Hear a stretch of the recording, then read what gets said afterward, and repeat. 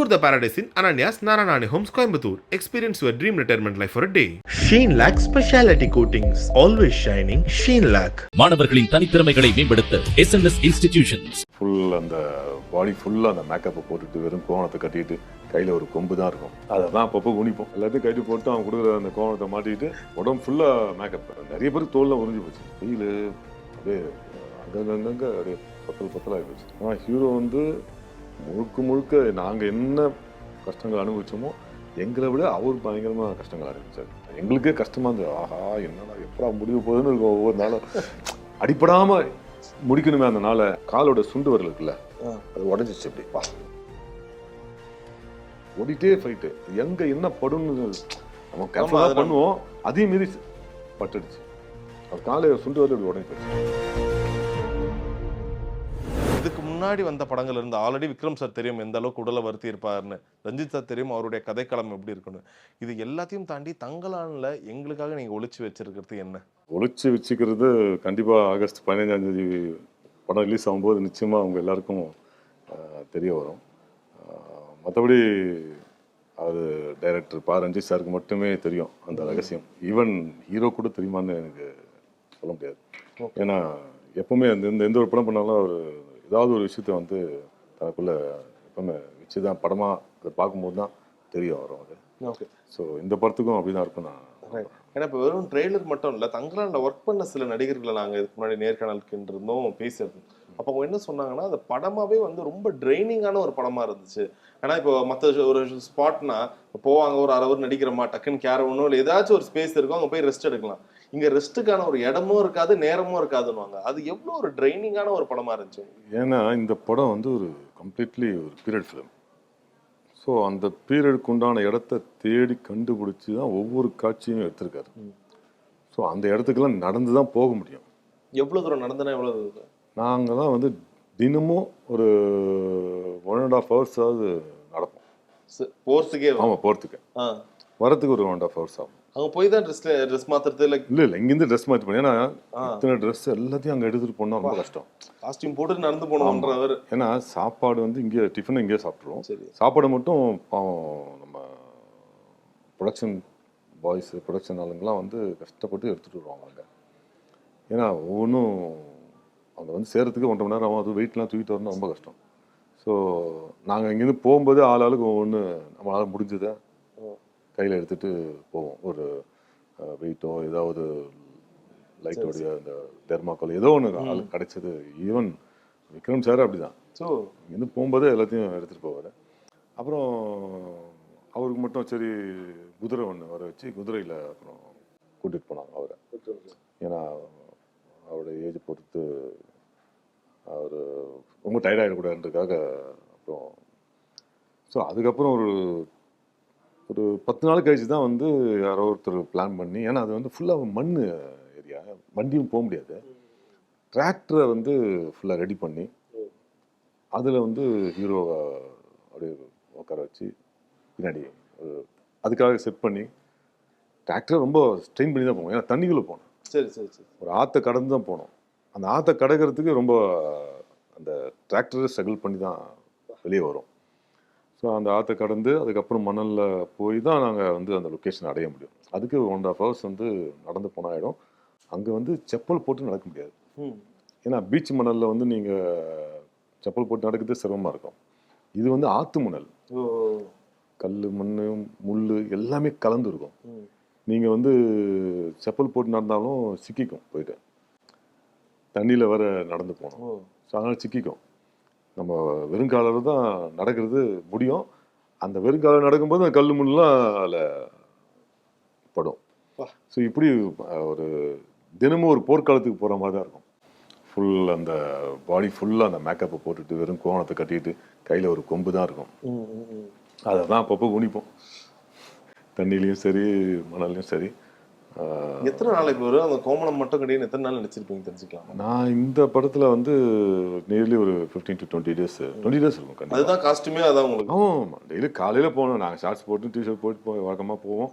எல்லாத்தையும் கட்டி போட்டு அவங்க கொடுக்குற அந்த கோவணத்தை மாட்டிக்கிட்டு உடம்பு ஃபுல்லாக மேக்கப். ஓகே, என்ன மாதிரி மேக்கப் தெரிஞ்சுக்கலாம்? கொஞ்சம் அந்த டல் பண்ணுவோம், டேன் பண்ணுற மாதிரி, டேன் ஆன மாதிரி. நம்ம ஆல்ரெடி டேன் தான் அது. டல்லு தான். இருந்தாலும் அந்த டோனை வந்து கொண்டு வரதுக்காக இன்ஃபேக்ட் அது போகிறது நல்லது தான். அந்த வெயிலுக்கு வந்து கொஞ்சமாக மேக்கப் போட தான் அந்த தோல்லாம் உரியாமல் இருக்கும். இல்லாட்டி நிறைய பேருக்கு தோல்லாம் உறிஞ்சி போச்சு.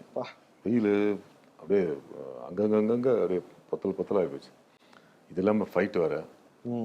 ஃபைட் பண்ணும்போது அந்த வெறுங்காலோட தான் ஃபைட் பண்ணோம். எங்கே கல் இருக்குது எங்கே முள் இருக்குன்னு தெரியாது. ஆக்ஷன் சொன்னால் ஓட வேண்டியது தான். அந்த தண்ணிக்குள்ளே என்னென்ன இருக்குன்னு சொல்ல முடியாது. தண்ணி இல்லாமல் மற்ற இடத்துலையும் ஷூட் வந்திருக்கு. மதுரை பக்கத்தில், மேலூர் பக்கத்தில் ஒரு பெரிய ஒரு மலை, நிறைய மலைகள்லாம் இருக்கும் அங்கே. மேலூர்னு நினைக்கிறேன் அந்த ஏரியா பேர். அங்கே கூட ஃபைட் சீக்வன்ஸ் நடந்தது. அங்கேயும் அப்படி தான். ஆனால் ஹீரோ வந்து முழுக்க நாங்கள் என்ன கஷ்டங்கள் அனுபவிச்சோமோ எங்களை விட அவர் பயங்கரமாக கஷ்டங்கள் அனுபவிச்சார். ஏன்னா எங்களுக்கு ஒரு 4 ஷாட் இருக்குன்னா அவருக்கு இப்போ கண்டிப்பாக ஒரு 10 ஷாட் இருக்கும் இல்லையா? நாங்கள் அவரோட இன்னும் அந்த மேக்கப் அவ்வளோ முடி அந்த இதெல்லாம் வச்சுட்டு எங்களோட பயங்கரமாக கஷ்டப்பட்டது அவர் தான். அந்த பேர் ஃபுட்டோட எந்த ஹீரோவும் நடிக்கிறதுக்கு ஒத்துருப்பாங்களான்னு தெரியல. அவர் அவ்வளோ சிரமப்பட்டு போனார். எங்களுக்கே கஷ்டமாக இருந்தது. ஆஹா என்னடா எப்படா முடிவு போகுதுன்னு இருக்கும். ஒவ்வொரு நாளும் அடிப்படாமல் முடிக்கணுமே அந்த நாளை. அடிலாம் படுமா சார் அங்க? நீங்க பார்த்ததுல ரொம்ப என்னடா இப்படிலாம் நடக்குது? ஏன்னா சில பேர் என்ன சொல்லுவாங்க, இந்த மாதிரி தொடர்ந்து அடிலாம் பட்டா என்ன ரொம்ப அபசகமா நடந்துட்டு இருக்கு. இல்ல அதாவது எல்லாம் அந்த அங்க வந்த எல்லாருமே வந்து ஏதாவது நடிச்சு சாதிக்கணுன்ற ஒரு இதோட தான் வர்றாங்க ஃபர்ஸ்ட் ஆஃப் ஆல்.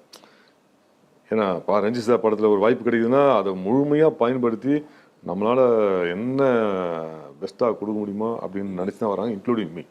நான் இது வந்து அவர் டைரக்ஷனில் நான் நடிக்கிற 3வது படம். ஒரு 25 வருஷமாக ஃபீல்டில் இருக்கேன்.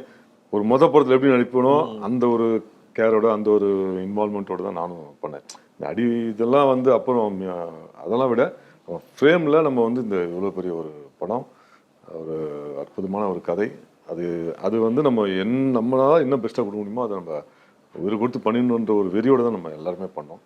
ஸோ அதில் தான் வந்து நிறைய பேருக்கு அடியும் பட்டிருக்கு. அதெல்லாம் பொருட்படுத்தவே இல்லை.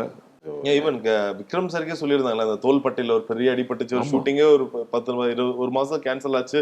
ஆமா, அது வந்து வேற என்னோட இதில் இல்லை. சரி புரியுது. பட் ஆனால் என்னோட இதில் ஃபுல்லாகவே நல்லாவே பண்ணாரு. ஸோ என் கூட இன்னொருத்தர் மாறன் ஒருத்தர், ஏன்னா விக்ரம் சார் கூட நாங்கள் 4 பேர் பண்ணோம். இந்த மாறன் ஒருத்தருக்குலாம் காலோட சுண்டு வரல் இருக்குல்ல, அது உடஞ்சிச்சு அப்படி. ஏன்னா ஆக்ஷன் சொன்னோன்னா ஃபைட் சீக்வன்ஸுக்கு ஓடணும், ஓடிட்டே ஃபைட்டு. எங்கே என்ன படுன்னு நம்ம கேர்ஃபுல்லாக பண்ணுவோம், அதையும் மீறி பட்டுடுச்சு. அவர் காலை சுண்டு வரல இப்படி உடஞ்சி போச்சு. ஸோ அவர்லாம் 2 நாள் ஹாஸ்பிட்டல் இருந்துட்டு அப்புறம் மறுபடியும் வந்து அந்த கால் வலியோடு நடித்தார். அந்த டெடிகேஷன் எல்லாருக்குமே அந்த ஒரு வெறி இருந்தது. இப்போ உங்களுக்கு இவங்க கூட ஷார்ட்ஸ் இருந்துச்சா சார்? மாளவிகா மோகனா அந்த போர்ஷன் நீங்க வருவீங்களா? என்ன காரணம்னா இப்போ ட்ரெய்லரை பார்த்த வரைக்கும் இந்த படத்துக்கு யாரா அந்த ஒரு இங்கிலீஷ்காரர் தான் வில்லனா இருப்பாங்களான்ற மாதிரி கேள்வி வந்துச்சு. அதை தாண்டி சூனிய காரன் இல்ல சூனிய காரின்னு இவங்களோட இன்ட்ரோவா இருக்கட்டும், அவங்களுக்கு ஒரு சூப்பர் பவர் மாதிரி காட்டுறாங்க. படத்துல வந்து அந்த பிளாக் மேஜிக்கும் இதுவும் கலந்த மாதிரியான விஷயம் எல்லாம் ஒரு காட்சியில மட்டும் அவங்களோட காம்பினேஷன்ல இருக்கு. காட்சியில மட்டும் அவங்க அதான் அந்த நீங்க அந்த கத்துவாங்க இல்லையா, அந்த காட்சியில இருக்கு. அது பண்ணும்போதே தெரியுது அது ஏதோ ஒரு சூப்பர்ஸ்டிஷியஸான ஒரு கேரக்டரா இருக்கும்னு. சமீபத்துல போன வருஷம் யாத்தி செய்ன்னு ஒரு படம் வந்துச்சு, ரொம்ப நல்ல ஒரு படம். அது அந்த டைம்ல வந்து இந்த பாண்டிய மன்னர் ஆனா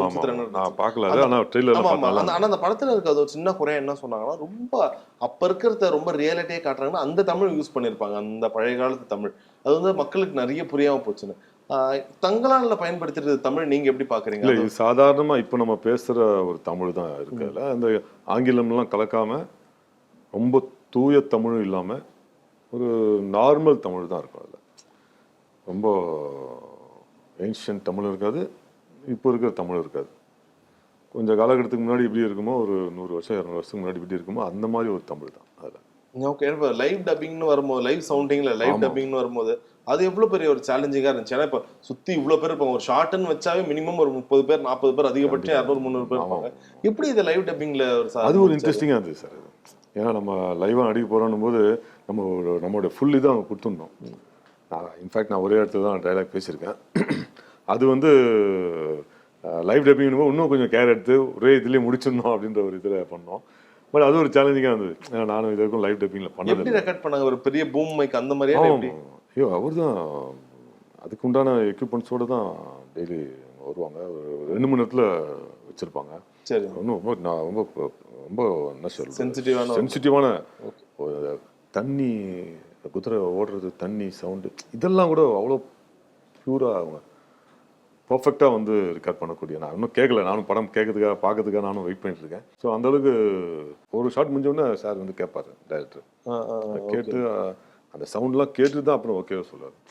ஸோ அதுவும் ரொம்ப இம்பார்ட்டண்ட்டாக பார்ப்பாங்க. அதுக்காகவே வந்து நான் சொன்னேன் இல்லையா, டெய்லி 1.5 hours நடந்து போகணும்னா சுற்றி வந்து எதுவுமே இருக்காது. இப்போ இருக்கிற காலகட்டத்துக்கு உண்டான எந்த விஷயமும் இருக்காது. நாங்கள் ஷூட் பண்ணது வந்து ஆந்திர பிரதேசில் கடப்பா மாவட்டத்தில் ஒரு இடிஞ்சு போன ஒரு டேம். இந்த டேம்லேருந்து ஒரு உள்ளே போவோம், ஒரு 8 கிலோமீட்டர் மேலே இருக்கும். அங்கே போய் தான் ஷூட்டிங்கே பண்ணோம். எந்த பக்கம் கேமரா வச்சாலும் எதுவுமே தெரியாது. செல்போன் டவர் அதெல்லாம் கிடைக்குமாங்க? எதுவுமே கிடையாது. எல்லாமே இங்கே வச்சுட்டு போக வேண்டியதுதான். சரி அங்கே போயிட்டீங்கன்னா அவ்வளோதான். எதுவும் இங்கே இருக்கிற அந்த உலகத்தோட தொடர்பு இல்லாத மாதிரி ஒரு இடம் அது. எல்லாமே வாக்கி டாக்கி தான் ஃபுல்லாகவே. ஓகே சரி. இப்போ அது ஒரு வித்தியாசமான அனுபவம் இருந்திருக்கும்ல சார் சுற்றி இருக்கிறவங்க. இப்போ இந்த படத்தை பார்த்து நிறைய பேர் அப்போகலிப்டோ அதோட எல்லாம் கம்பேர் பண்ணாங்க. எனக்கு அந்த ஒரு டிசைனாக சொல்கிறேன் நான், பார்க்கறதுக்கு அவங்களுடைய காஸ்டியூம்ஸ் அந்த மாதிரிலாம். ஸோ அப்படி பார்க்கும்போது இது எந்த காலகட்டத்தில் நடக்கிற மாதிரியான ஒரு கதை தெரிஞ்சுக்கலாமா? என்னோட நாலேஜுக்கு அது 9th century அந்த மாதிரி இருக்கும்னு நினைக்கிறேன். 9th century அந்த மாதிரி. Right okay sir. ஸோ இப்போ படத்தில் வந்து இப்போ உங்களுடைய ஹைட் வந்து நார்மலாக ஒரு நடிகராகவே உங்களுக்கு நிறைய இடத்துல பயங்கர ஒரு பாசிட்டிவ் கொடுத்துச்சு. உங்களோட ஹைட்டோ இல்லை பாடியா எப்படி ரெடி ஆக சொன்னார் ரஞ்சித் சார்? இல்லை, ஆக்சுவலாக ஃபுல்லாக பேர் பாடி தான் அப்படின்னு சொன்ன உடனே நாங்கள் வந்து சரி கொஞ்சம் உடம்ப கொஞ்சம் பக்காவாக வச்சுக்கணுன்ட்டு ஒரு மைண்ட் செட்டுக்கும். நார்மலாகவே நம்ம கொஞ்சம் ரெகுலராக எக்ஸசைஸ்லாம் பண்ணி ஒழுங்காக தான் வச்சுருப்போம். கொஞ்சம் பேர் பாடின்னும் போது நம்ம இன்னும் கொஞ்சம் கேர் எடுத்து முடிஞ்ச அளவுக்கு, ஏன்னா ஜிம் பாடி மாதிரி என் உடம்பு அப்படி கிடையாது ஆக்சுவலாக. பட்டு நார்மலாக எக்ஸசைஸ் பண்ணுவோம், நார்மலாக பண்ணுவோம், அவ்வளோதான். ஸோ மற்றபடி இதுக்காக ஸ்பெஷலாக ஏதாவது பண்ணணும் அப்படின்லாம் நான் பண்ணல. தொப்பை வந்து தெரியாத அளவுக்கு ஓரளவுக்கு நார்மலாக பண்ணால் போதும் தான் நான் இருந்தேன். ஏன்னா ஒரு நார்மலான மனிதனுக்கு உண்டான விஷயமா இருந்தால் போதும் அப்படின்னு தான் நானும் பண்ணேன். ஸோ ஆனால் ரெகுலராக அங்கே நாங்கள் நடந்து போகும்போது உடம்புல இந்த ஃபேட்லாம் போயிடுச்சு ஆக்சுவலாக. டெய்லி ஒரு 4 மணி நேரம் நடந்தால் என்ன ஆகும்? உண்மையில நல்ல எக்ஸசைஸ். ரஞ்சித் சார் இப்போ எல்லாருக்கும் முன்னாடியே போயிட்டு இருப்பாங்க. ஆமாம், எங்களுக்கு முன்னாடி அவர் போயிடுவார். சரி. இப்போ எல்லா படமும் எடுத்துக்கிட்டேன் போத் பாசிட்டிவ் அண்ட் நெகட்டிவ் வந்து அது மாதிரியான கமெண்ட்ஸ் வந்து சமூக வலைதளங்கள்ல அதிகமாக பரவி. இப்போ தங்கரானை பொறுத்த வரைக்கும் கூட ஒரு பக்கம் வந்து பயங்கரமாக இருக்குது ட்ரெயிலர் எதுவுமே சொன்னாலும் சிஜி என்ன இவ்வளோ நாள் எடுத்தாங்க, பட் இன்னும் கொஞ்சம் பெட்டராக பண்ணியிருக்கலாமா? ஒருவேளை இந்த ஒரு பெரிய ஒரு ஜாகுவார் வரத்தா இருக்கட்டும், சில ஷார்ட்ஸ்லாம் பார்க்கும்போது சிஜி இன்னும் பெட்டராக பண்ணியிருக்கலாமோன்ற ஒரு, இன்னும் முழு படம் பார்க்கல, ட்ரெய்லரை பார்த்த வரைக்கும் நீங்கள் எப்படி பார்க்குறீங்க ஒரு நடிகரா? எனக்கு அந்த சிஜி வந்து நல்லா இருக்குன்னு தான் எனக்கு படுது. சரி, அந்த ஜாக்குவார் நீங்கள் சொன்ன காட்சி வந்து உண்மையிலே ஒரு மிரட்டலாக தான் இருந்தது. பார்ப்போம், முழு படம் பார்த்தா தான் இன்னும் நீங்கள் சொன்ன மாதிரி எப்படி இருக்குன்னு ஜட்ஜ் பண்ண முடியும். பட் நல்லா வந்திருக்குன்னு நான் நம்புகிறேன். ஏன்னா போன ஜனவரி மாதமே ரிலீஸ் ஆக வேண்டிய படம் அது. அந்த சிஜிக்காகவே இது வந்து கொஞ்சம் தள்ளி போச்சு. ஸோ நிச்சயமாக வந்து அது கேரக்டர் பண்ண வேண்டிய சூழ்நிலை இருந்ததுனால தான் அது தள்ளி போட்டிருப்பாங்க. ஸோ கண்டிப்பாக வந்து பெஸ்ட்டாக தான் இருக்கும்னு நான் நம்புகிறேன். ஸோ இப்போ ஒரு நடிகராக நீங்கள் சொன்ன மாதிரி இது உங்களுடைய 25 வருஷம், இதில் வந்து நிறைய அப்ஸ் அண்ட் டவுன்ஸ் பார்த்துருப்பீங்க, நிறைய படங்கள் பண்ணியிருப்பீங்க. விடுந்து முதல்ல நீங்கள் அறிமுகமாக இருந்தாலும் தீனா வந்து உங்களுக்கு ஒரு பெரிய ஒரு திருப்பு முனையாக அமைந்த படம், மக்கள் மத்தியில் ஒரு முகம் தெரிஞ்சு. எந்த ஒரு குறிப்பிட்ட ஒரு படம் நீங்கள் சொல்லுவீங்க லைக் சினிமா வட்டாரங்களே அதிகமாக என்னை பற்றி தெரிய ஆரம்பிச்சிச்சு, பேசப்பட்டேன், என்னையும் ஒரு நடிகராக அக்செப்ட் பண்ணாங்கன்னா எந்த படம் சொல்லுவீங்க? இல்லை, நிறைய படங்கள் சொல்லலாம். அந்த ஃபஸ்ட்டு தீனா, அதுக்கப்புறம் பார்த்தீங்கன்னா தவசி, அதுக்கப்புறம் பார்த்தீங்கன்னா அரசு, அப்புறம் ரமணா, அப்புறம் தூள், அப்புறம் வில்லு, போக்கிரி. ஆனா இது எல்லாத்துக்குமே அந்த வில்லன் கேங் தான், வில்லன் கேங் இல்லாட்டி ஹீரோ கேங். இப்படிதான் வந்து இத்தனை வருடங்களா இன்னமும் நான் இருக்கேன் அப்படின்னா இந்த மாதிரி படங்கள்லாம் நிறைய பண்ணதுனால தான். மக்கள் மனசுல வந்து ஆழமா பதிஞ்சிருக்குன்னா, கேங்ஸ்டராக பண்ணியிருந்தாலும், ஹீரோ கூட வில்லன் கூட பண்ணியிருந்தாலும், அங்கே நம்ம வந்து மக்கள் மனசில் இடம் பிடிச்சிருக்கோன்றதுனால தான் இத்தனை வருஷமாகவும் இன்னமும் நம்ம பண்ணிகிட்டு இருக்கோம், நடிச்சிட்டு இருக்கோம். விக்ரம் வந்த பிறகு இன்னும் நிறைய படங்கள்ல வந்து மெயின் வில்லனா, மெயின் கேரக்டர்ஸில், அதர் லாங்குவேஜஸில், ஆல்ரெடி அதர் லாங்குவேஜ் நிறைய பண்ணியிருக்கேன். பட் இந்த விக்ரம் திரைப்படம் வந்த பிறகு இன்னும் நிறைய படங்களில் தெலுங்குல இப்போது நிறைய சலாறு, அப்புறம் வால்டர் பெரியார், சிரஞ்சீவி சார் படம், இப்போது ஒரு 5 படம் தெலுங்குல பண்ணிக்கிட்டு இருக்கேன். மலையாளத்தில் வந்து விக்ரம் பார்த்துட்டு தான் மாளிகைப்புரம் அப்படின்னு ஒரு படம் வாய்ப்பு வந்தது, மெயின் வில்லனா. அந்த மாளிகைப்புறம் படம் வந்து மாபெரும் வெற்றி படம் அமைஞ்சனால அதுக்கப்புறம் அங்கே ஒரு 5 படம் பண்ணேன். அதில் வந்து 4 படம் வில்லனா பண்ண, ஒரு படம் ஒரு லீட் கேரக்டராக பண்ணியிருக்கேன் பாசிட்டிவ் ரோலில். கன்னடத்துலேயும் 2 படம் பண்ணிட்டு இருக்கேன். ஸோ விக்ரமுக்கு அப்புறம் ஆங்கிலத்துலேயும் ஒரு படம் பண்ணேன். ஸோ இப்படி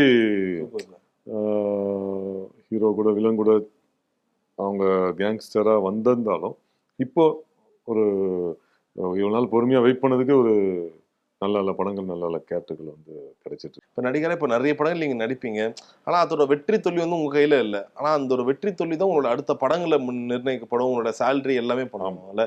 அது எவ்வளோ ஒரு வருத்தத்துக்குரிய விஷயமா இருக்கும். ஏன்னா ரொம்ப ஆசைப்பட்டு நடிச்சிருப்பீங்க. ரொம்ப வருத்தமாக இருக்கும்.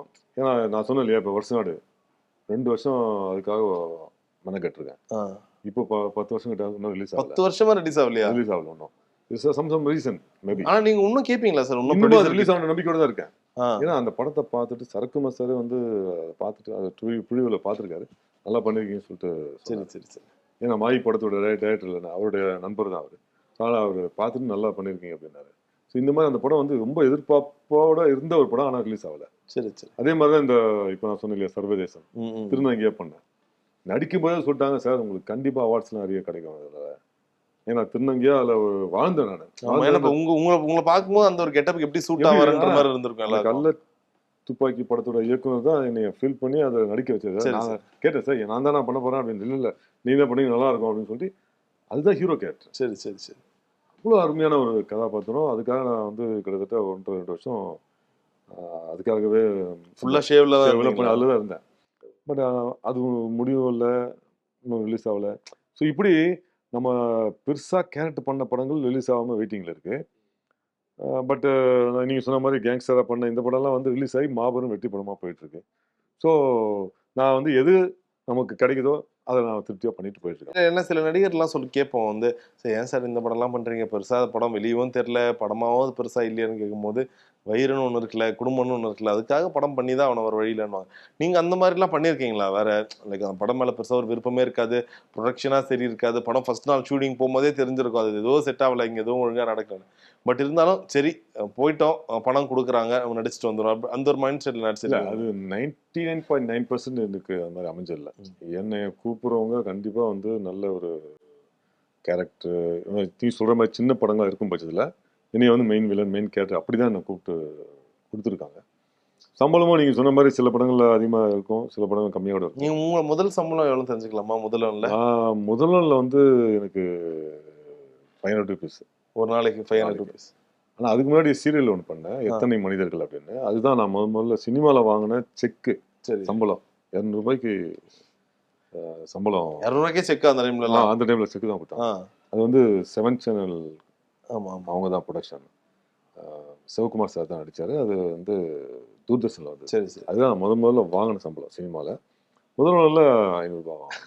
ஸோ அதுல இருந்து இப்போ உங்களுடைய சம்பளம் எதை வச்சு நிர்ணயிக்கப்படுது? ஏன்னா இப்போ ஹீரோஸ்க்கு சொல்லுவாங்க போன படம் எப்படி ஓடுது, அதை வச்சு ஹீரோயின்ஸ் ஒருத்தருக்கு.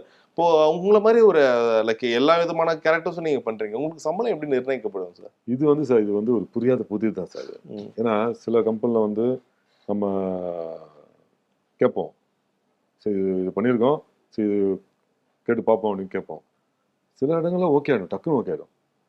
அதே ஒரு 2 வாரம் கழிச்சு இன்னொரு கம்பெனியில் கேட்பாங்க, அப்பவும் அதே சம்பளம் இதுதான் ஒன்று ஓகே ஆச்சு அப்படின்னு சொல்லிட்டு ஒரு இடத்துல இது சொல்லுவோம். ஆனால் டக்குன்னு அதை நம்ம கட் பண்ணிட்டு போயின்னு இருப்பாங்க. என்ன ரீசனே தெரியாது. அப்புறம் எங்கேயாவது பார்த்தீங்கன்னா, சார் கூப்பிட்டீங்க, அதுக்கப்புறம் கூப்பிடவில்லை, சம்பளம் சொன்னேன், அதுக்கப்புறம் அடுத்து இல்லை சார் அந்த சம்பளத்துக்கும் ரொம்ப காஸ்ட்லி சார், நீங்கள் ரொம்ப அதிகமாக கட்டிங்க சார், நீங்கள் கேட்டுப்பாங்க சார் வெளியே அப்படின்னு சொன்னாலும் நம்ப மாட்டாங்க.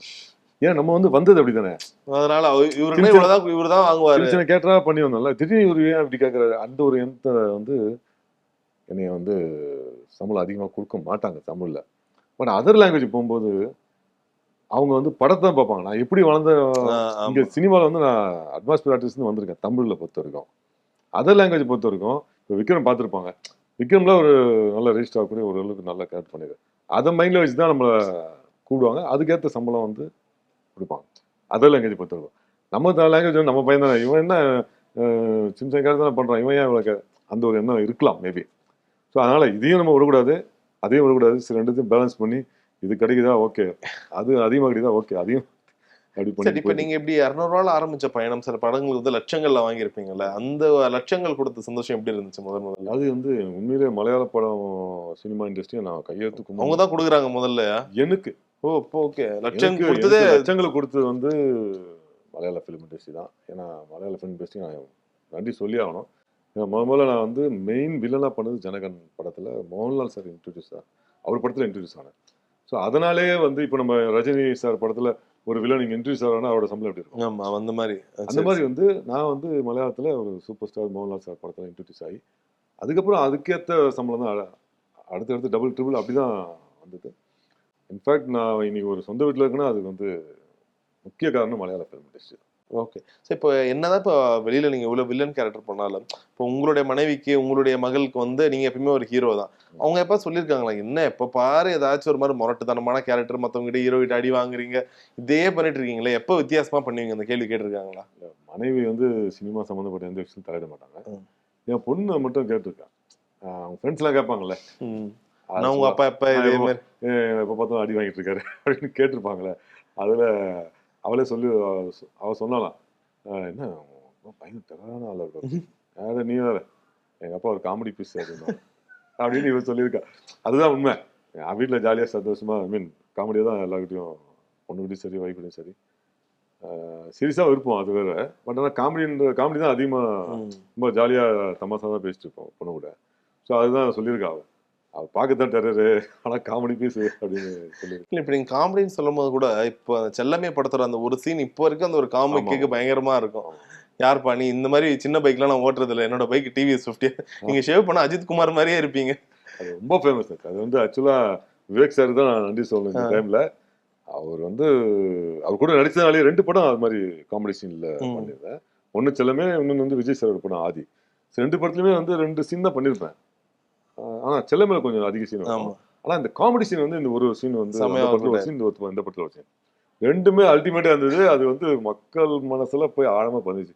எங்கேயா ஃபங்க்ஷன் வெளியே எங்கேயா போனால் கூட அந்த காமெடி சீனை சொல்லியே வந்து, சார் அந்த காமெடி சீன் நல்லா பண்ணியிருந்தீங்க சார் அப்படின்னு சொல்லிட்டு, முக்கியமாக அந்த அஜித் குமார் மாதிரியே இருப்பீங்க சேவ் பண்ண அப்படின்னு சொல்லும்போது நீங்கள் பார்ப்பீங்களா ஒரு லுக்கு, நீங்கள் உண்மையிலே சூப்பர் தான் அப்படின்னு சொல்லிட்டு நிறைய பேர் பாராட்டிருப்பாங்க. ஸோ அதுக்கு விவேக் சார் தான் நான் நன்றி சொல்லணும். ஏன்னா அவர் காம்பினேஷன் நடிச்சனால தான் அது அந்த அளவுக்கு வந்து ரீச் ஆயிடுச்சு. ஏன்னா இப்போ தங்கங்களோட ட்ரெய்லர் பார்க்கும்போதே பெரிய ஒரு ஆர்வத்தை தூண்டி இருக்கு. ஸோ படத்துல இன்னும் நிறைய என்னென்ன மறைச்சு வச்சுக்கிறாங்கன்னு பார்ப்போம். உங்க நேரத்துக்கு மிகப்பெரிய நன்றி சார். தேங்க்யூ. நன்றி. Tour the Paradise in Ananya's Naranani Homes, Coimbatore. Experience your dream retirement life for a day. Sheen Lac Specialty Coatings. Always shining. Sheen Lac. மாணவர்களின் தனித்திறமைகளை மேம்படுத்த SNS Institutions.